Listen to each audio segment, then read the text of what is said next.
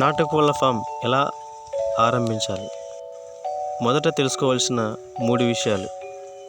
Hi friends, మన SK Prasad ఫామ్కి స్వాగతం.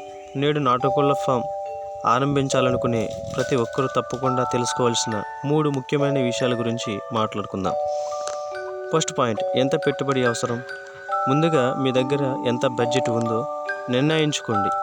ఎందుకంటే పెట్టుబడిని బట్టి ఎన్ని కోళ్ళు కొనాలి, ఎలాంటి షెడ్ వేయాలి, ఎంత ఫీడ్ కొనాలి అనేది ప్లాన్ చేసుకోవచ్చు.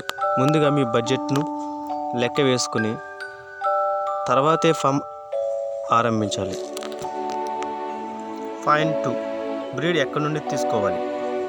ఇది చాలా ముఖ్యమైన విషయం. నమ్మకమైన రైతు దగ్గర నుండి లేదా మంచి పేరున్న ఫామ్ నుండి మాత్రమే బ్రీడ్ కోళ్ళు కొనాలి. ఆ ఫామ్లో కోళ్ళ ఆరోగ్యం, వ్యాక్సినేషన్, గుడ్ల ఉత్పత్తి ఎలా ఉందో తెలుసుకుని తర్వాతే కొనాలి. తొందరపడి తెలియని చోట నుండి కొనడం వల్ల తర్వాత నష్టాలు వచ్చే అవకాశం ఉంది. 3వ పాయింట్, కోళ్ళ క్వాలిటీ ఎలా ఎంపిక చేయాలి? కోళ్ళు చురుకుగా ఉండాలి, గంటల్లో మెరుపు ఉండాలి, ఆరోగ్యకరంగా ఉండాలి. క్వాలిటీ చూడండి, చిన్నపిల్లల్లో క్వాలిటీ ఉంటుంది కాబట్టి పెద్దవాళ్ళకి ఎంతోమంది తీసుకుని వాటిని స్టార్ట్ చేయడం చాలా మంచిది.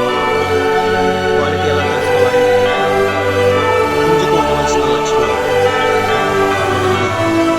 పల్లచటి చంద్రముఖం, పెద్ద రెక్క, ఎన్నుపారు, తెల్ల కళ్ళు, కాళ్ళు తీరు.